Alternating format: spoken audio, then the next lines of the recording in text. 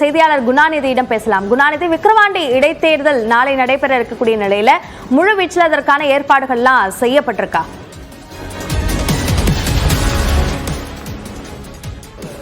வணக்கம். அதாவது விக்கிரவாண்டி இடைத்தேர்தலுக்கான பரப்புரை நேற்று மாலை 6 மணியோடு நிறைவடைந்த நிலையில் நாளை வாக்குப்பதிவு நடைபெற இருக்கிறது.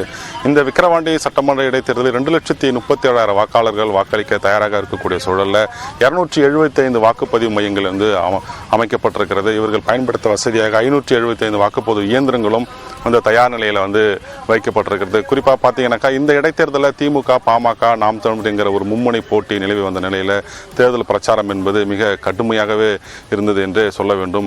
தற்போது பார்த்தீங்கன்னா இன்று மாலை அது விக்கிரவாண்டி வட்டாட்சியர் அலுவலகத்திலிருந்து அந்தந்த வாக்குப்பதிவு மையங்களுக்கான அந்த வாக்குப்பதிவு இயந்திரங்களை கொண்டு செல்லும் பணி என்பது தொடங்கி நடைபெற்று வர இருக்குது.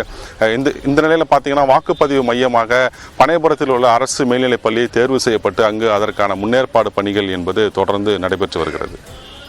நன்றி குணாநிதி, விக்கிரவாண்டி இடைத்தேர்தலுக்கான ஏற்பாடுகள் குறித்த விவரங்களுக்கு. அடுத்ததாக